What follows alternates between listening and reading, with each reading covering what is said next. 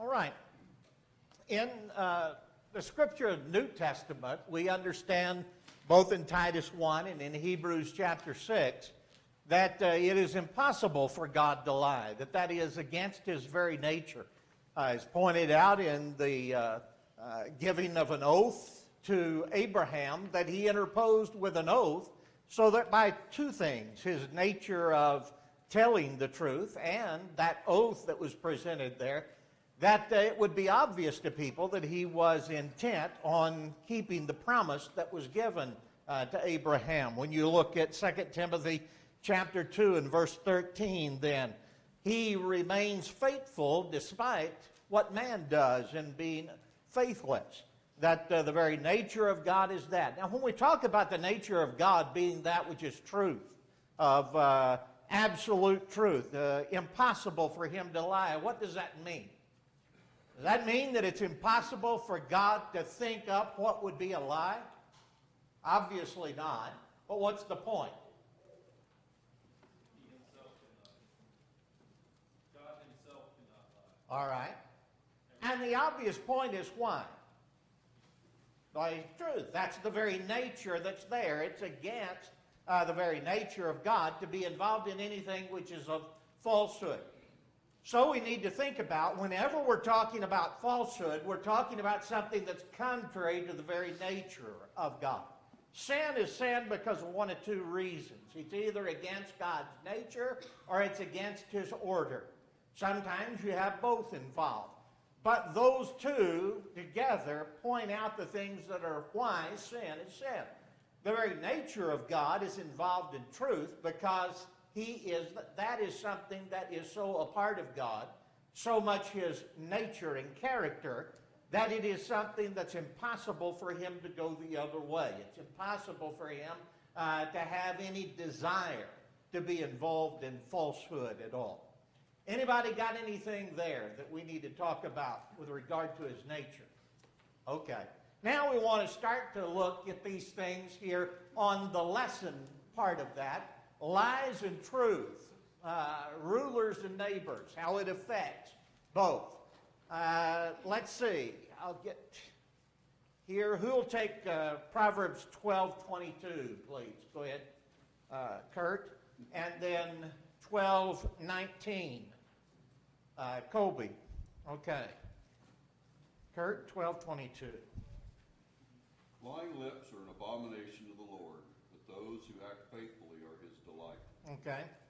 When you talk about something being an abomination, there are only a few things that are talked about with regard to being an abomination to God. What is the point of it being an abomination? Are things that are an abomination, are they even worse sins than the other? Is that some degree of sin that's involved? No, sin is sin. Sin will cause us to be lost. What's the point of it being an abomination then?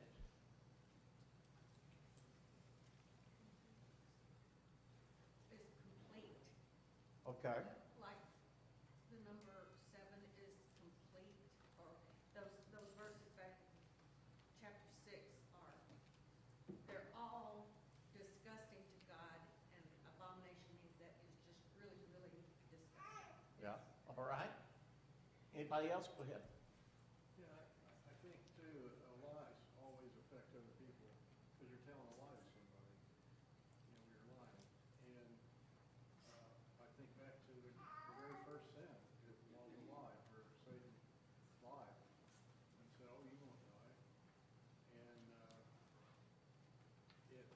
sure enough, they predicted the fruit, and then they suffer because of that lie. Okay. And so, and a lot of times sin gets spread by lies. Okay. It affects other people. Sin, lying is foundational to a problem with everything as you look at it. Number one, as we talked about, it's against the very nature of God. It's something that's contemptible to Him because it is disgusting. All of us have things that we are so repelled by, it's so repugnant to us that we would never even think about being involved in them. That's kind of after the nature of God with that. But there's another aspect of lying. Lying makes any order that God has given impossible as well. Talk about those two avenues through which you see things of sin, as nature and his order. Both of those are involved in lying. That's foundational to everything. You cannot have lying and God's will continue on. It's absolutely impossible to have those two standing together. So that idea that it is an abomination there to him, but those that deal truthfully are his delight. There you have the very opposite. The idea of something being that which is a delight talks about something being of intense favor or a like, a pleasure. Those are the ideas of that delight.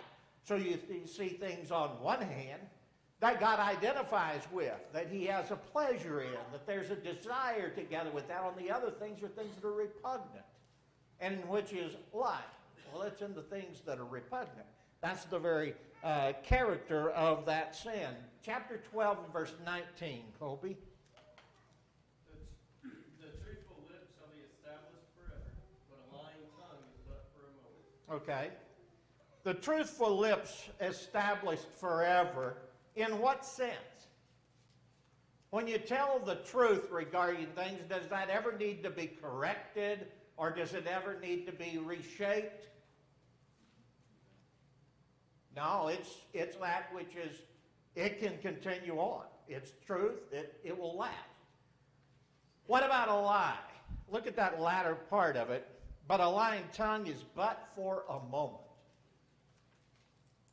What does that mean, but for a moment?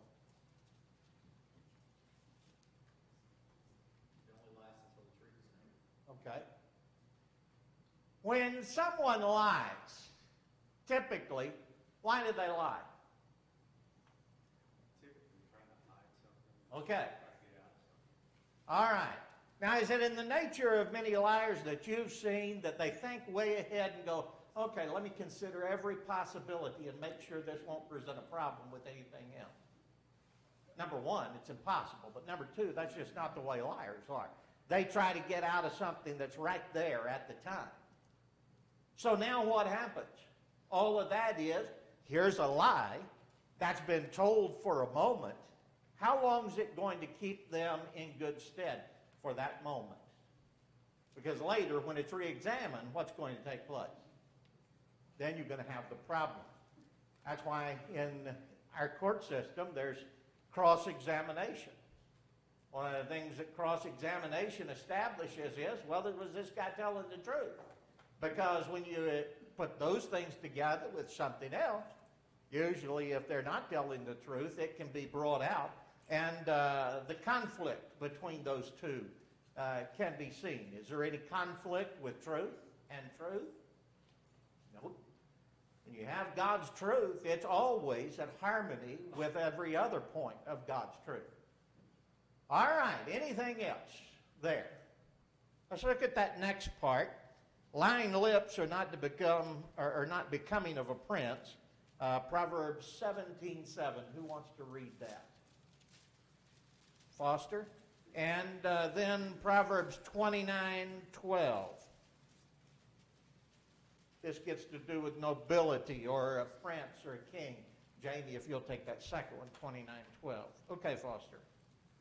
Excellent speech is not becoming to a fool, much less lying lips to a prince. Okay. When it talks about excellent speech, does anybody have, I'm trying to think of it right now, I think it's ESV or the New American Standard. Does anybody have either of those? ESV says fine speech. Fine speech, okay. What's the, I think it must be, there's a side note. I can figure it out now. I can see it in my mind. I couldn't. Anybody have the NASB? New American Standard? I've got it, but it doesn't, it has a, besides that, it has a letter, but it doesn't, on my Doesn't show you what it is? Yeah. Okay. Let me look over here real quick in American Standard. I think it's, yeah, here we go. Excellent speech becometh not a fool, much less do lying lips a prince. One of them has the idea of a literal sense of that excellent speech is a lip of abundance. That's an idiom again for this statement, a lip of abundance. What do you think of with a lip of abundance? My dad used to tell me, don't give me any lip. And I wouldn't do this, probably have been knocked off, but I wouldn't even think. I knew what he meant. What was the point of that? Okay. He talks a lot, right? An abundance of that speech that's being talked about there, and that's why you have the statement that is given there in Proverbs 17:7 in the New King James of that being excellent speech. Well, that's not really the concept. This abundance of speech is not becoming a fool. Why? Because you ought to be quiet. Now, on the other side of that, how about the lying? The lying lips are not a part of a prince. Why? It is a part of many politicians now, but why is not supposed to be? What's the point being made? Held to a higher standard. Okay, they're held to a higher standard, and if they're not, then what happens? Justice falls. It's a point of obvious nature. If you're going to let somebody who's higher up get by with all kinds of things that are wrong, then how are you going to establish that as a standard to the rest of society? It's not going to work. The rest of society picks upon that. They're getting by with it, so I can, and that's kind of how it functions. When you allow any kind of a line into a court system and it's not punished, then you can be sure of the fact that there's not going to be any justice that's going to be possible. It depends upon a standard of truth that is non-viable, or that is what's the word I want? It's not something that you can violate at all. It's something that is absolutely incumbent. Chapter, who did I give 29:12 to? Okay, Jamie. If a ruler pays attention to lies, all of his servants become wicked. Why do you think that is? I think that's almost an axiom. We would understand that. If you've got somebody that's a ruler, king, or high person, and he's going to be the one who pays attention to people that lies, he'd rather hear the lie than the truth, then what's everybody going to do around him? They want their job to continue. They'll lie too. That's the idea. Leadership by example. Okay. So you've got all of these things that are talked about. When you do that, again, how are you going to have a government of integrity if you allow lying to be that which is acceptable? You don't. When you see a country going down, that's exactly the nature of it. In many cases, there is no way you can have a functioning government that will be that which will work without some dependence upon truth. It has to be. If you don't have that, then you have nothing. There is no standard by which you can be sure that anything is going to take place. Go ahead. I think about this verse, I think about Hitler, and if anybody was telling him the truth, he'd get rid of them and have somebody else kind of, and people advising him how to fight the war. Right. And, You'll go back and read his minister of propaganda, Joseph Goebbels, used to say that if you tell a lie long enough, they'll start to believe it's the truth. And that's exactly what happened. It was an intent of telling that kind of a lie and continue to tell it until it's accepted as the truth. Not saying they're the only ones that have done that, but that certainly was the modus operandi with them. All right. The next one, lying lips hurt our neighbors. Who'll take Proverbs 26, 18, and 19? DJ. And Proverbs 26:28, Jason. Okay, 26, 18, and 19. As a madman casteth firebrands, arrows, and death, so is the man that deceiveth his neighbor, and saith, Am I not in sport? Okay. Or in many of them, you might notice the phrase, I was only joking. And that's probably more the vernacular that we would use in that. 26:28. A lying tongue hates those it crushes, and a flattering mouth works ruin. Okay. When you look at the facts of that, look at that first one with a madman that's out there, and he's got a hold of firebrands, arrows, and death. How would a madman go about with those things? Yeah, crazy.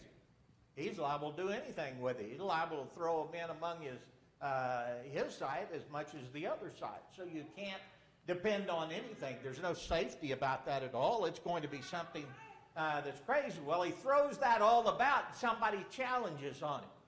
And he said, I was only kidding. Now, what's the problem with that? Number one, pretty obvious he wasn't kidding. Nature of it. He doesn't have any problem telling the lie to get out of the lie.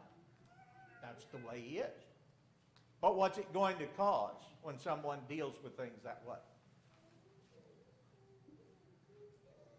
They tell a lie to get over a lie, especially the idea I was only joking about it. What's going to happen as a result of that? Is that going to cause trust to be present with people? All of those kind of things are ones that it's obvious that it's going to cause the whole thing to degrade and go into a further and further problem. A lying lips. He talks about in chapter 26, verse 28. A lying tongue or lying lips hate those who are crushed by it. The lying crushes one. It hurts. He hates people because the effect of what he does by telling that lie about them does what? Brings intense pain. It crushes them. Have you ever noticed the fact that people who are gossips or those who are spreading lies about faithful people, that it's something that's almost to an order of what you can see how much that person hates truth. The more they hate truth, the more they're going to do what to the one who teaches it? Go against it. He's going to be worse than the worst infidel you ever heard in your life. And that's kind of the nature of it. They intensify the evil and the crushing of that person to try to take away his effect of that which is of good. The last point there, a flattering mouth works ruin. That's the other side of it. One of them tears down, but what does a flattering mouth do? Okay, what you want to hear, why? All right, there's something that's a payback that's coming down the line. There's something for that. They're trying to get you to be an ally with them and this sort of a thing. It's not about what's truth. They're willing to tell a lie in order to benefit them in some way that's back down the line. So, when you look at that, truth or lies, if we're going to have lies present, is it going to help or hurt in the government situation? It's going to hurt every time. What's it going to do with our neighbors? What do you think it's going to do in a local congregation?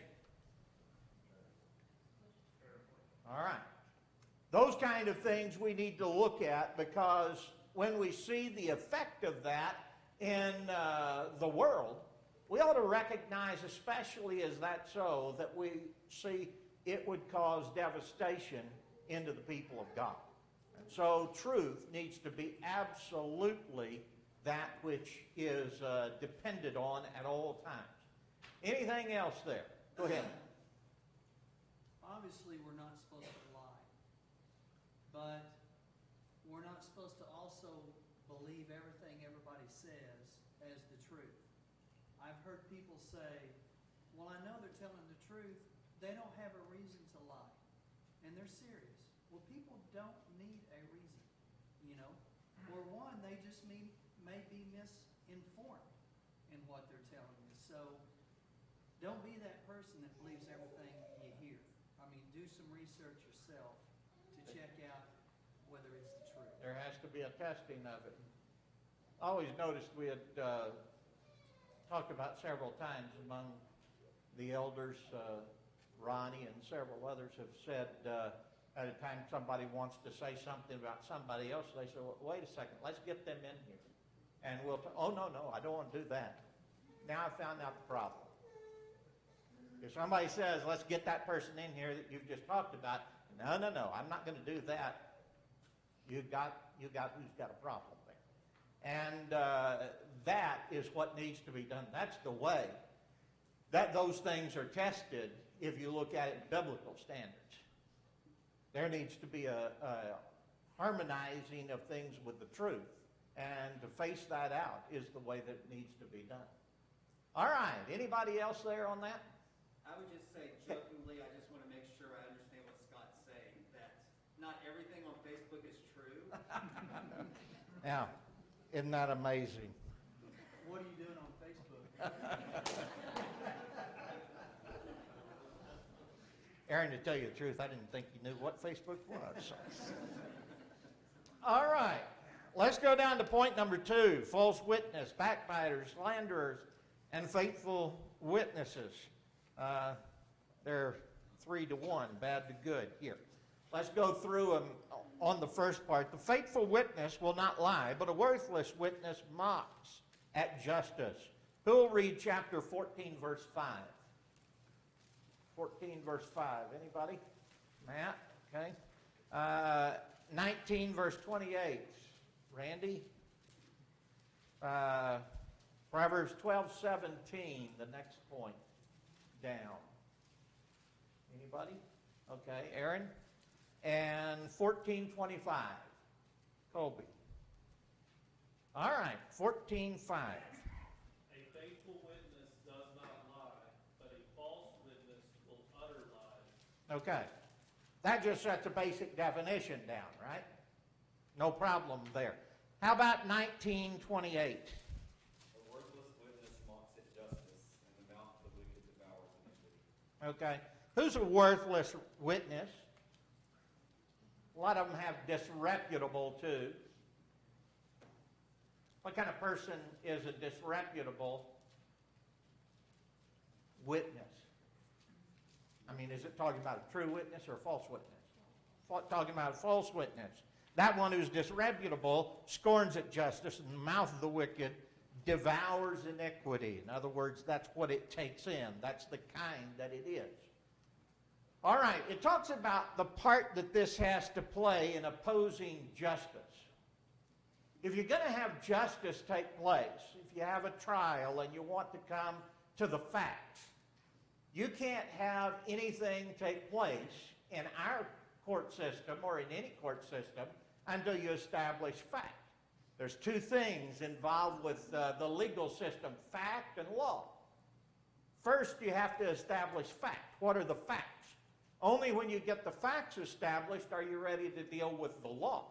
Because the law has to do with the implementation of those facts. What do you do from that point? So if I start out with the facts and I can't get them because they're false witnesses, then are you ever going to be able to have equitable justice take place? Absolutely not. It's an impossibility that's there. And that's the point that's being made. The second point then gets to another facet of that. Harmful deceit is the character of false witness. In other words, the purpose behind false witness is to divert attention from truth towards something else. Chapter 12, verse 17. An honest witness tells the truth, but a false witness tells lies. Okay. So again, you have the same thing. The one who declares righteousness, speaks the truth and declares righteousness. The false witness is given to deceit or carrying something in another direction from the truth. Chapter 14, verse 25. A true witness delivers souls, but a deceitful witness speaks lies. Okay. The nature of a true witness, why does that deliver souls?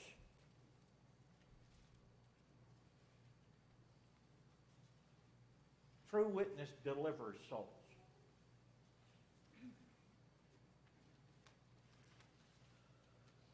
The truth holds up to examination and illuminates the truth. And Okay. it stands the test. Okay.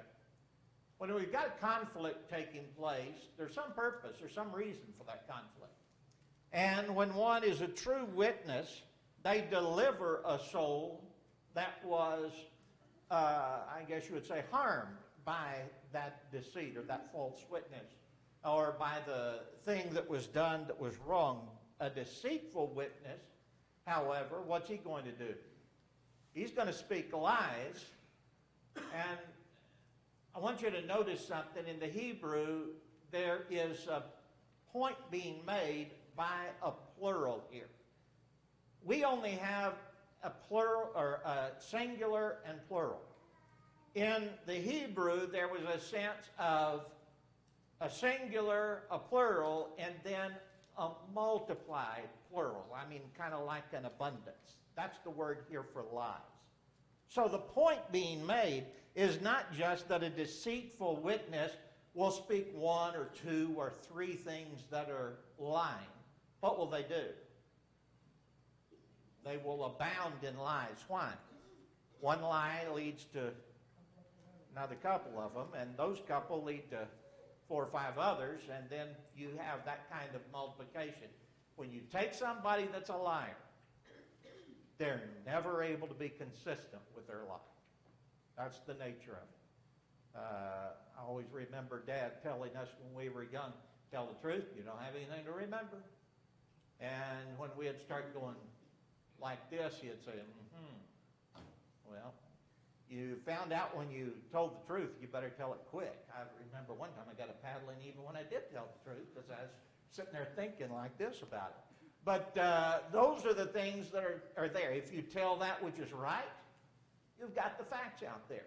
You fail to do it, there will be a multiple of things of wrong that will come from that. All right, anybody else there? Next point. Oh, okay. Go ahead, Scott. So is a half-truth a lie?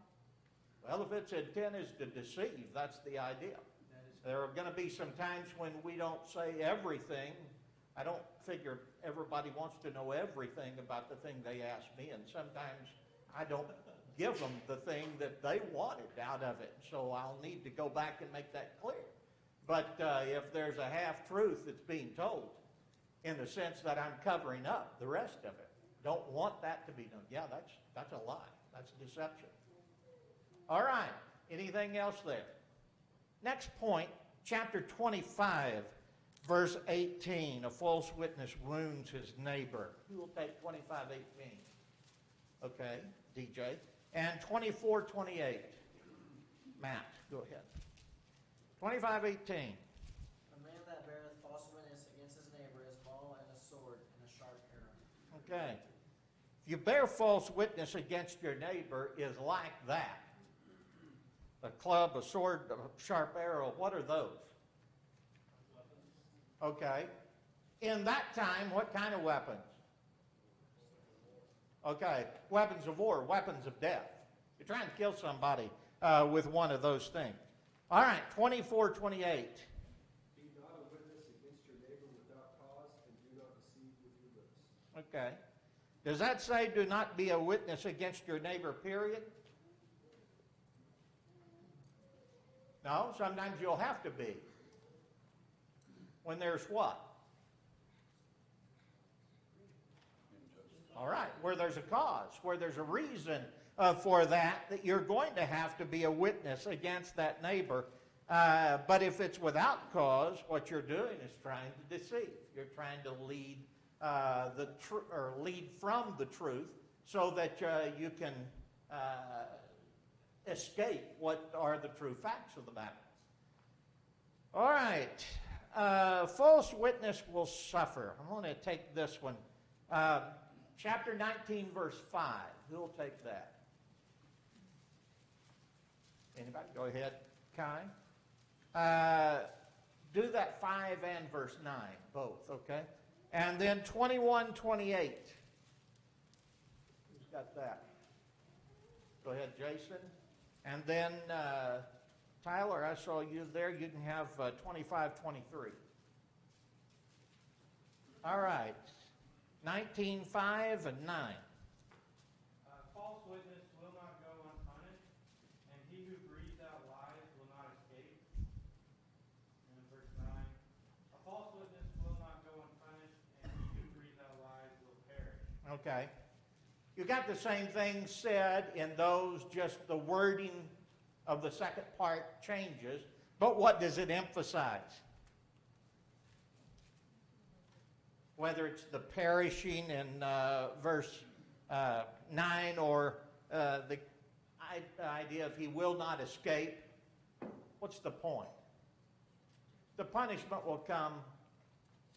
It's something that is assured, is the idea. It's not something that will be escaped from. Sooner or later you get caught with that. All right, chapter 21, verse 28, please. A false witness shall perish, but the man who hears him will speak endlessly. Okay.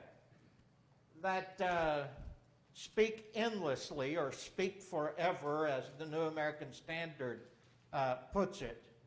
The other side of that, I want you to hear what the American Standard says, and I think the ESV is much like this, if I'm not mistaken. But in 21:28, a false witness shall perish, but the man that heareth shall speak so as to endure. What's the difference you see there?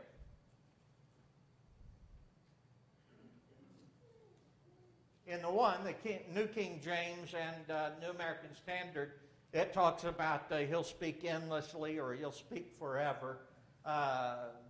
Whether that talks about he will continue on in speaking. What about the other one? But the man that heareth shall speak so as to endure. I think that's the point that's being made. I'd prefer that rendering of it. That's the clear idea of the things being said about that with the other points as well. That when he speaks the truth, his speech will endure. It won't need to be corrected. The testimony won't need to be updated or whatever else. It will endure. It continues on. We saw the same thing of the nature of truth back a little bit earlier, as it was pointed in equity of a court of law or something like that in a society. But that's the same thing with anybody else as well, whether it be friends or associates, whatever the kind of a case. That one who speaks the truth, his word will endure. What he's saying, you can always depend upon. It will be of that kind of an enduring nature. All right. Anybody else got anything on that one? Go ahead. Toyd was making the comment when you mentioned the fact that God cannot lie, but if we look at the word that we have before us as being breathed out from the Holy Spirit, it's to endure. It is pure truth. It does not contain lies or contradictions, and it will endure forever. 1 Peter chapter 1, verse 22 to 25, it lives and abides forever. That's the nature of God's word. As that which is inspired of God, that's a necessary part of it. If the Bible has lies, then you don't need to depend on it. We can throw it away. But if it's truth, and absolute truth, then and only then can we be those that have our faith be based upon that, because the point is made very clearly. If there's one verse that doesn't lead me to that truth, I can't have faith in it. Faith comes by hearing, hearing by the word of God. If that's not true, then there's no faith possible. But if it is, then faith comes by that, and if anyone goes against even one of those verses, then they don't have true faith. That's the nature of it. It's all or nothing. Chapter 25, verse 23. Who's got that? The wind brings forth rain, and the backbiting tongue and angry countenance. Okay. We all recognize that, right? You have the rains that come along, especially in the sense of when you look at the land of Palestine, their rains would have come from off of the sea towards the top of the Mediterranean. So that would have been from the northwest and then come down with the prevailing winds so that the rain would follow from that. Well, if that's so, that's just the normal flow. Then it says a backbiting tongue and an angry countenance go together too. You can't have one without the other, is the point of that. All right. Lying lips and hatred. Let's see. Who'll take chapter 10 and verse 18, please? Anybody? Okay, DJ. And 26, verse 24 to 26. Who else's hand did I see? Okay, Larry. 10:18. He that hideth hatred with lying lips, and he that uttereth a slander is a fool. Okay. Why would that be?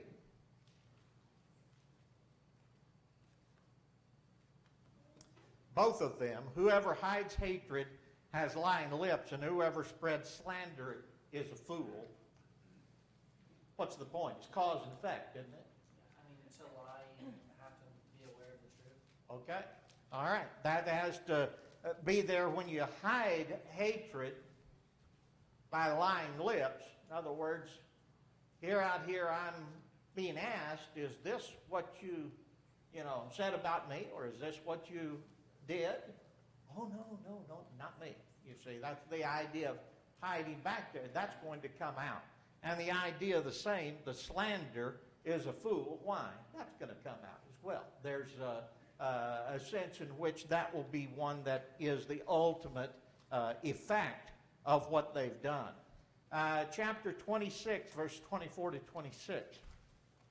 He who hates disguises it with his lips, but he lays up deceit in his heart.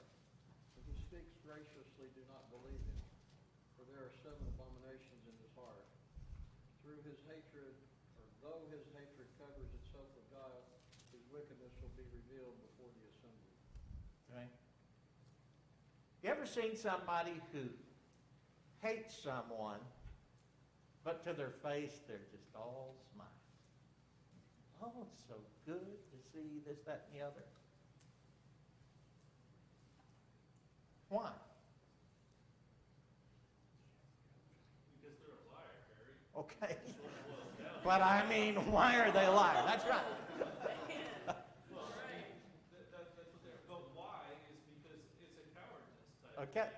They're afraid of the conflict, possibly, or the hundreds of other reasons that they don't want to speak the truth because they're a liar. Right. Okay. It's interesting to me that when there are those that are going to do that, you can tell every time when someone wants to get at the source of a problem, say, okay, let's sit down and talk this out. Let's have a study. Let's do whatever else. Here, we're going to sit down and talk this out. The end of that is what? Hopefully, if everybody's got the heart that they're going to accept the truth will be seen by all. Now, why would somebody say, no, I really appreciate you, everything's there, no problem at all, nothing's going on? That's a lie. Now, what are they saying behind the scenes? Same thing to somebody else? Okay. For them, it's, have these slings and arrows. When you see that taking place, the effect of it is one who does not have confidence in truth or the veracity of integrity that knows what they have done, is willing to stand on it. That one's not going to be willing to have conflict. They're going to try to go away from it. because the effect is they're going to be brought to bear with it. Now, what are they going to say is the reason with that other person? I've always kind of chuckled that you have some who will come along and say, well, you know how that guy is, he'd rather fight than have harmony. I'm not going to, he's a lawyer type guy who's going to do all this, blah, blah, blah, have all these kind of insults. Wait a minute. What are they doing? They're doing that same thing, but not to the face of the person over there, right?